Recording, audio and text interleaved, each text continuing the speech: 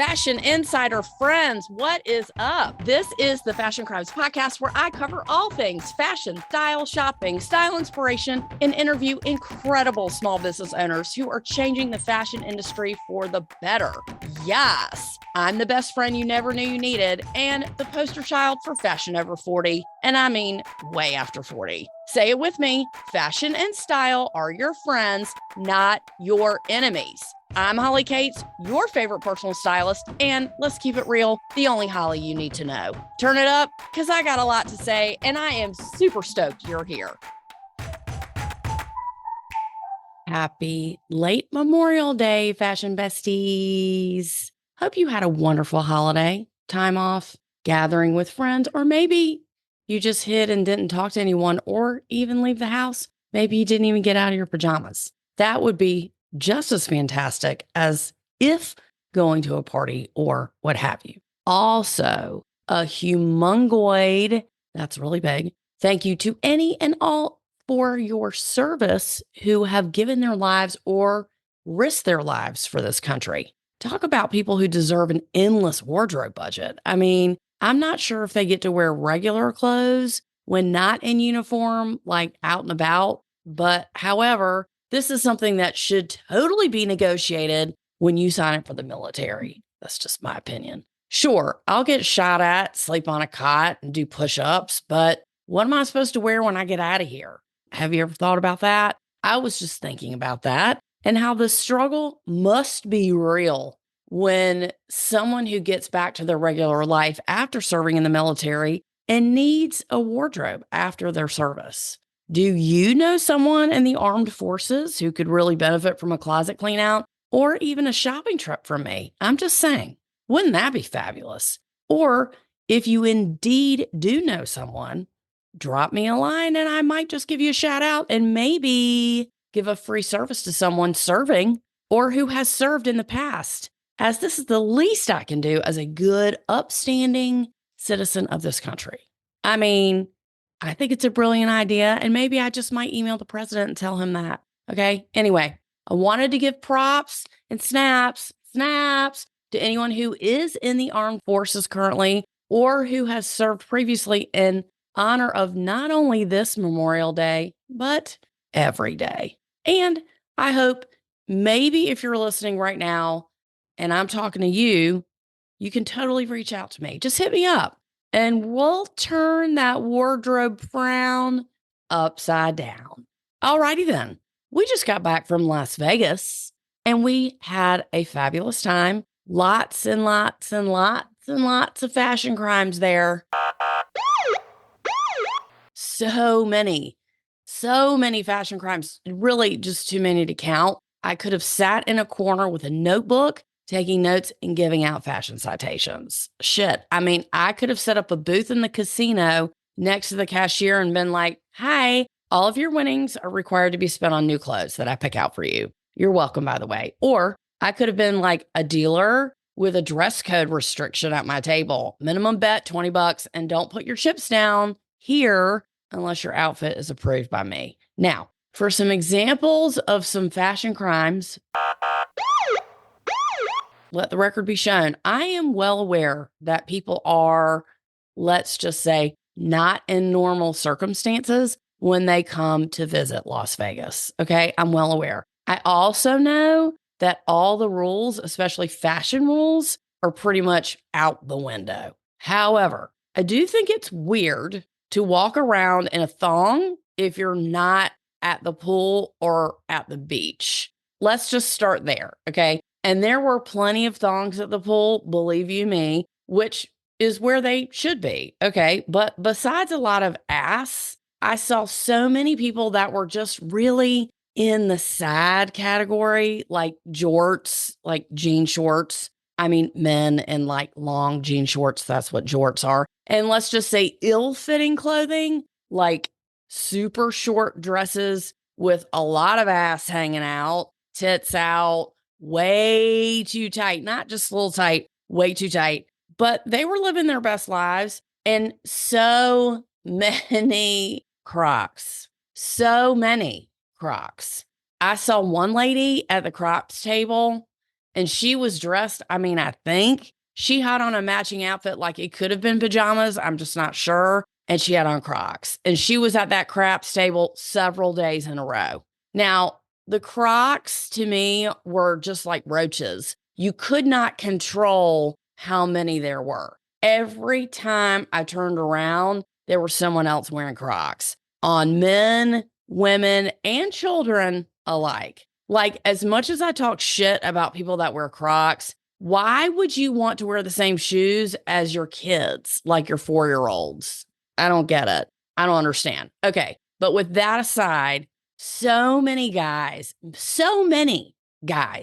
that look like they just hadn't been out before, like ever. Like terrible t-shirts that said dangerous but fun. I saw one guy in ski tights, like what you wear under your ski pants, literally like leggings, redneck boots like you'd wear on the farm if you were working, and a bandana around his head. Not quite sure if he made it to bed that night or not. I'm not really sure about that one. Now, Jonathan did make a good point. He was like, look, this is like being on a cruise ship. We're just not going anywhere, which is true, I thought. It's just middle America at its best. There were tons of really, really short shorts. Again, like very little ass coverage. And guys, young and old, in cargos, t-shirts, baseball caps, and flip-flops. Now, there is an unspoken rule, in case you might not know, about guys in flip-flops, okay?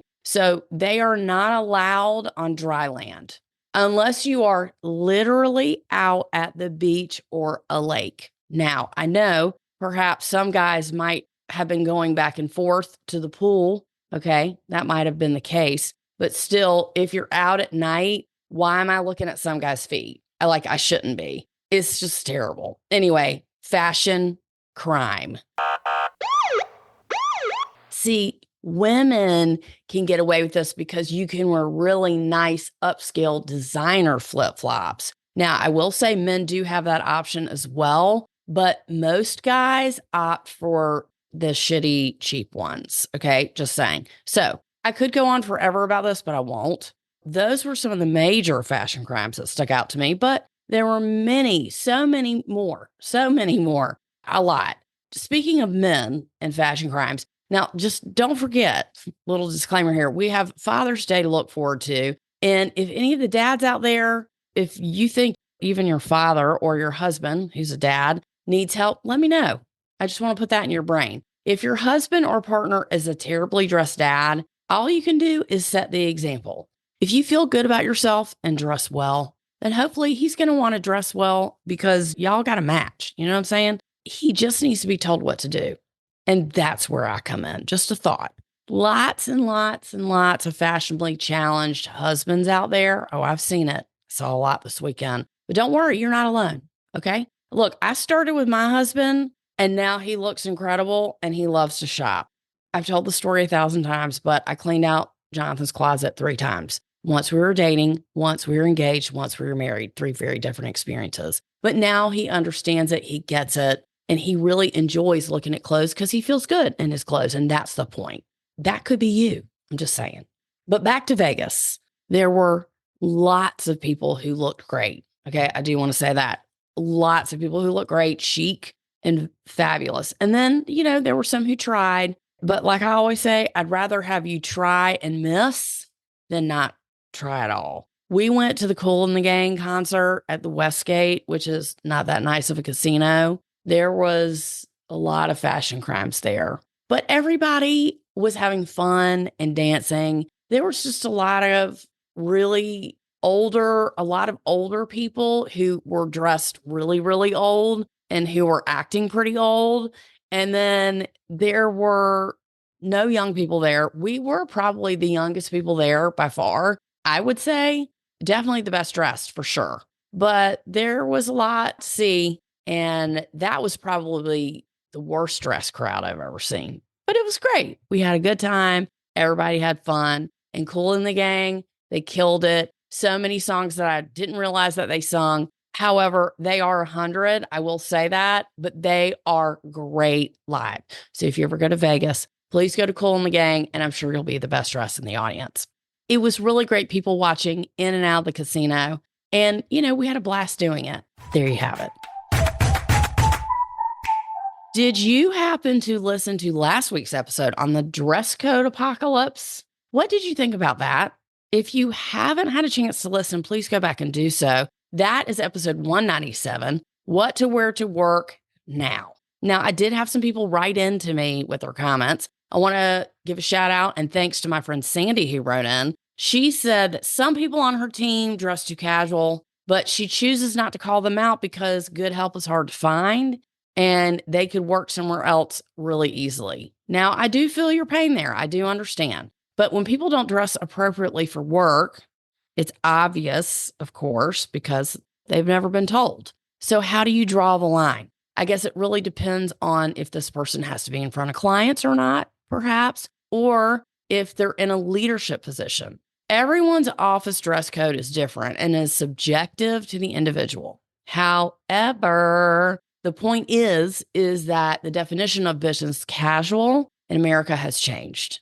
I mean, it's like on its head right now. It was a struggle then, and it is definitely a struggle now. And like I said before, if you're in a creative industry, I think you have more room to dress creatively than if you are in a super uptight profession like finance or law or anything like that, where you're constantly being judged by what you look like and what you wear. But I know that people must be having a really hard time, and establishing a dress code is a foundation that COVID has just crushed it. It's just killed it. There are several people who dress within the dress code, but are out of style and outdated. Is that the same? I have seen that quite a bit in offices, and especially where I've given corporate presentations where people aren't wearing makeup. I mean, these are people in leadership. People are not wearing makeup. People's clothes are really, really old, or they just don't keep up with style, but they're covered and they're within the dress code. I mean, how would you tackle something like that? You're certainly not going to tell someone they're out of style. But again, establishing a dress code, I think where there's a baseline, that kind of keeps people in line. Saying, if you want to wear jeans, they have to be this kind of jeans. If you want to wear tennis shoes, they have to be these kind of sneakers. That helps, in my opinion. I think it's even harder when people are outdated and really, really out of style, or people who don't wear makeup, because I think that's very unprofessional. But again, it depends on where you work. So in the same way that you expect your hairstylist to have better looking hair than you, or a really great style, or your esthetician to have flawless skin, sometimes they don't. The last time I got a facial, it's not that the person had bad skin. She just didn't look like she worked as an esthetician. She looked like something else. I got a good facial from her. That's fine. I was just surprised that she didn't look like the other women. But that's just me. If I go to get my hair done, her hair always looks good. Why would her hair look bad? That's the business she's in. That would be weird, is all I'm saying. So the point is, for you as a manager or a team leader, you have to be an example that people look up to. You have to look the best, okay? In the words of my sister, Marcy Williams, you cannot walk around the office with gas station coffee. You cannot do it, okay? You are setting the example for others. Just ask my bestie, Kim, who I took shopping several years ago, who's still getting compliments on her clothes that she wears to work. Or one of my biggest success stories, Nancy, who I quote all the time. She's like, I had to shut my door. Everyone's talking about my dress. Or I cannot get any work done. Everyone's talking about my shoes. Great job, Nancy and Kim. I love stories like these that inspire others. I love it. I want more of those. For the subject this week, best swimsuit picks for 2024. As you're over 40 and now over 50 bathing suit expert with a bathing suit PSA public service announcement, the first thing I'd like you to realize is that for the people who make swimwear for a living, this is a product that has more measurements and specifications that can get all the way down and specific as to the 16th of an inch. Just like lingerie, the better the fit, the more you buy. Specified measurements in the areas that you need for your specific body type are going to be the first thing that you look for when buying a bathing suit, as it should be. And all we want is for someone to get it right so we feel seen in the industry. Whether you're big up top, in the middle, and the bottom, or all three, if you've got body issues, it's a tough sell, okay? And I think 99% of women have body issues. Customers expect and demand, that's expect and demand, a bathing suit that works in all the right places for a good price. And that's what I expect for sure. And I want you to expect that when purchasing, okay? For example, people that are tall, and I mean like over 5'10", okay? The struggle is real because you have a really long torso. So you put on a bathing suit, it's too short, it's right up your butt, it's right up your crotch. It's not a good look, okay? But now that's a feature that you can shop for. So obviously the boob support, you can get minimal all the way up to an actual bra or pretty damn close to it inside of a bathing suit and wider straps, depending on how much breast support you want. Some people look for lining in a suit so that the fabric isn't see-through when it's wet. That's a big one. And another pain point that women have can be someone that happens to be two different sizes on the top and on the bottom. So I'm holding my hand up over here. That's my problem. My butt and my legs are bigger than my top, which means I have to get two different sizes if I wear a two-piece. Well, what if I don't want to wear a two-piece, okay, and I want to wear a one-piece? I have to size up to fit my butt and my hips. Then I have to get it taken in on the top. Or I just get as close as I possibly can to the size I need and make adjustments or alterations, just like clothing. It's really no different. So if you get a dress and you need to let out the top and take up the bottom or vice versa, you can do that to a bathing suit as well. Whether you're in a bathing suit all summer or if you just wear one bathing suit every now and again or every couple of years, all of this, it still applies to you, okay? And I want you to know that yes, you can wear a bathing suit and feel confident no matter your weight or your size. Yes, you can, okay? It's really no different than shopping for clothes. You should look for a style that's going to carry you through a few seasons that won't go out of style quickly. A bathing suit should support and hold you up and in. That's up and in. Your boobs should be on the inside frame of your body, okay? Not past your armpits, not hanging down, not out to the side. That's what it's for, to hold you up and together without a mono boob. So that's why cups are really important because it lifts and separates. The technology, support, and strength of the fabric should be what you're paying for. Let's reevaluate what to look for when buying a bathing suit. When shopping for a bathing suit, you should be looking for the following garment details. Thickness of the fabric. The thicker the fabric, the more support you're going to get. The structure of the suit, is it the right shape for you? Does it offer support? Great. If it does, how much? Is it light or is it enough or is it too much? Check the stitching and/or the garment details such as the seams, the stretchiness of the fabric, whether it's see-through, and how well does it snap back?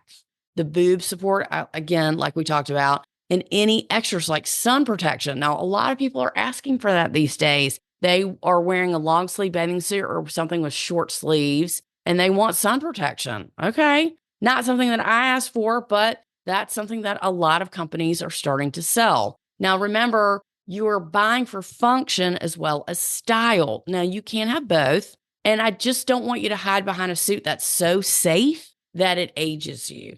Don't get something either so skimpy and young that you're going to feel self-conscious in it either. I've done that. I'm like, oh, I could totally get away with this. And I'm like, I don't want to get up and walk around. So don't do that either. Here are some questions to ask yourself. Is this going to be a style that's going to carry me through if I gain or lose a little bit of weight between now and next summer? I don't know about your weight, but mine certainly fluctuates. And I can usually wear my bathing suits season to season, but sometimes I can't, or I've worn them to death and they're dogged out and stretched out and I need to let them go, or I've washed them too much and they've shrunk a little bit. As far as care and maintenance, you can wash them separately, I do wash mine in a washing machine, but I don't put them in the dryer. Now, any bathing suit expert would probably say not to do that, but I do that anyway. Or you can soak it or use lingerie wash if you'd like. Another question to ask yourself, is this something that gives me the support I need in all the right places, not just in the boobs?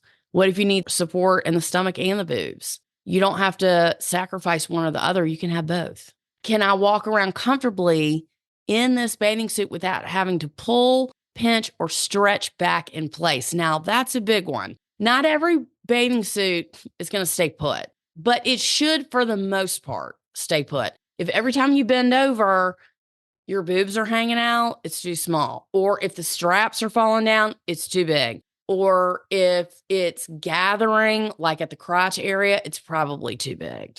Does it have enough coverage? Speaking of crotch, does it have enough coverage? I've heard a lot of complaints about where it's too skimpy in the front.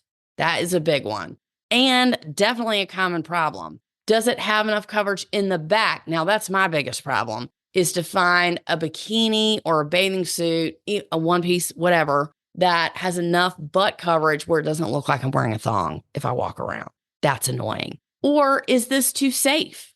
Is it too matronly? Now, I know all you people that have lake houses and beach houses, if you're surfing, you're scurfing, you're, I don't even know the words anymore, your hydroboard or whatever it's called, skiing, water skiing, taking your kids to a water park, you can have a bathing suit that is covered up so you can run around with your kids, okay? But can you be active, perform water sports, play with your kids? Yes, you can have a separate bathing suit for that, but that should not be the only style you have.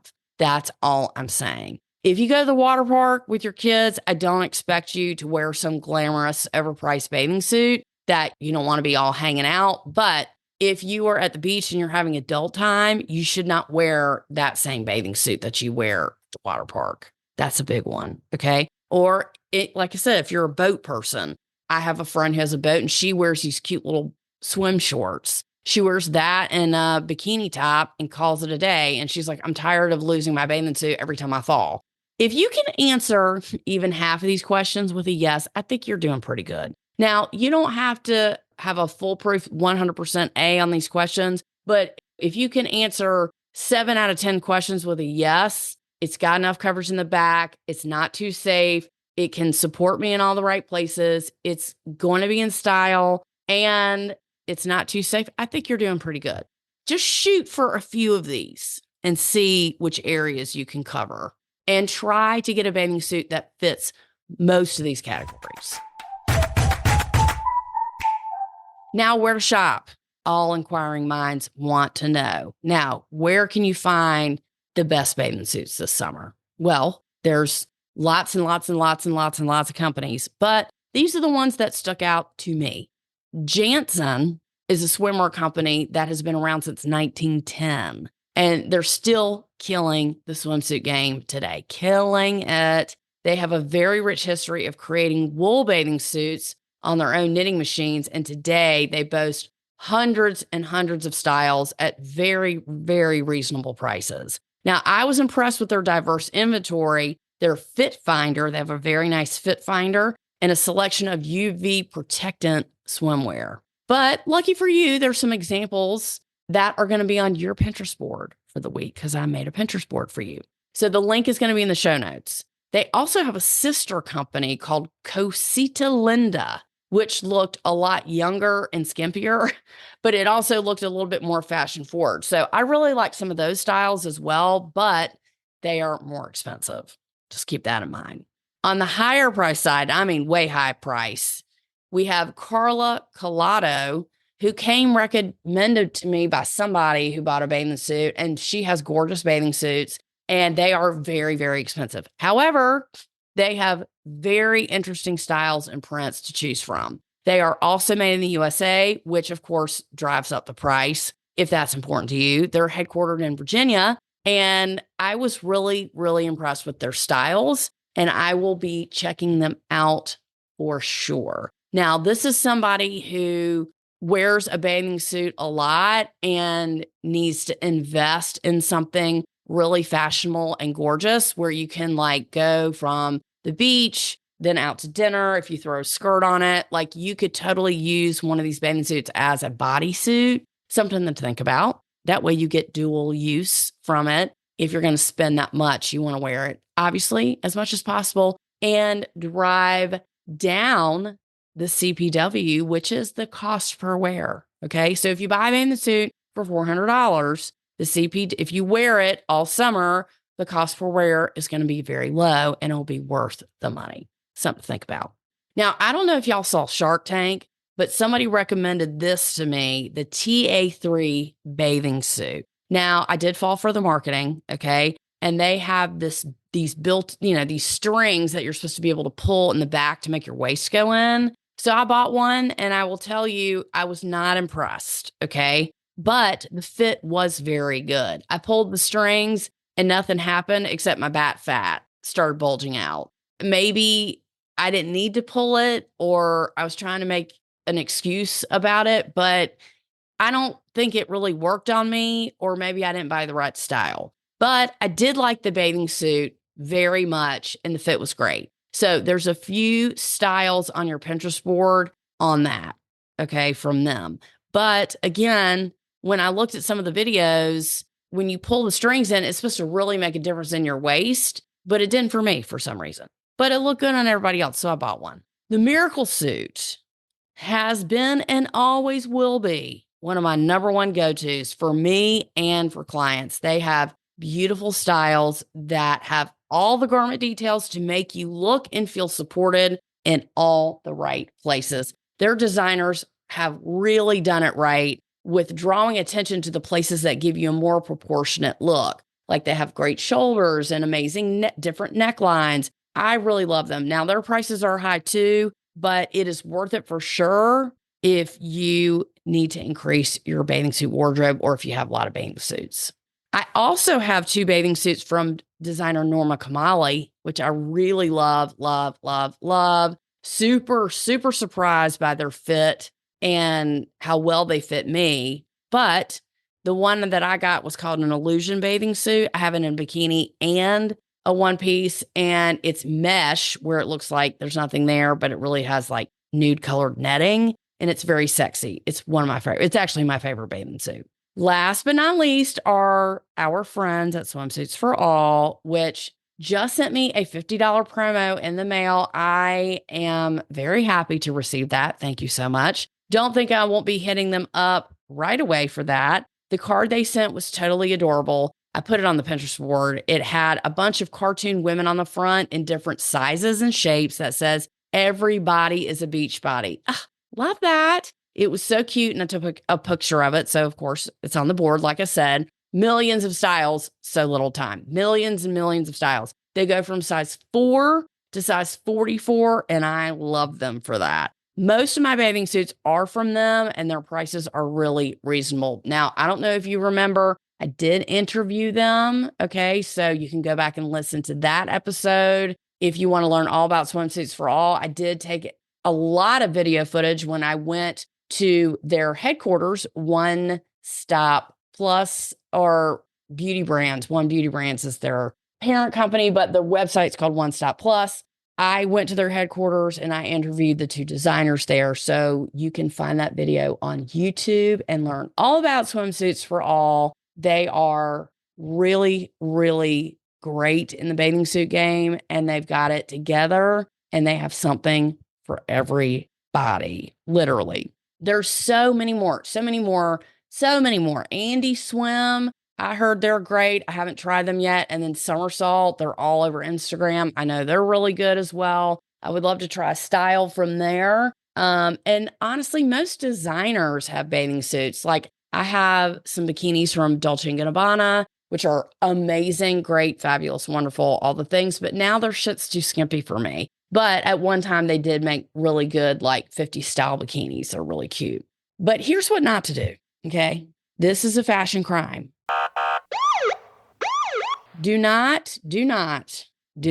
Please, do not go to a big box store and try to find a cheap bathing suit on sale.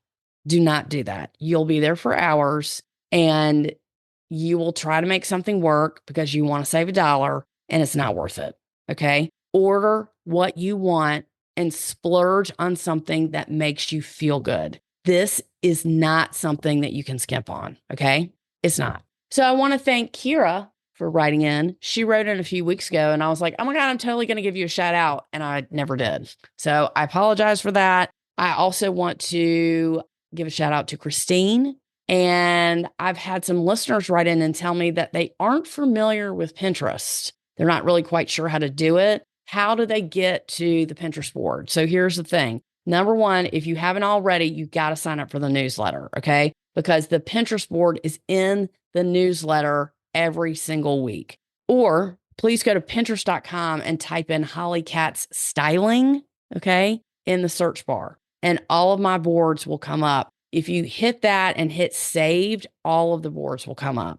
They're all public. I don't have any that are secret or hidden or anything. But the easiest way, of course, is to sign up for the newsletter. So you have it right there where you can get it anytime you want. Now, the styles on the Pinterest board are the ones that I like, ones that I think that you will like, but don't stop there. There's so many more. You could sit there for hours, okay? My suggestion to you is to order a bunch of bathing suits, try them all on, different styles, different sizes, and send back what doesn't work. I want to thank you so much for listening this week. Do you have a topic that you want me to cover for you? Just write to me and let me know. My name is Holly Cates. I am the hostess with the mostest and the only Holly you need to know, always and forever. We have a lot coming up. I say that every week, I know, but we are interviewing women-owned businesses on King Street in Charleston. So stay tuned for that series. And we're coming up on our 200th episode. Look at us go. I'll catch you guys next week. Bye.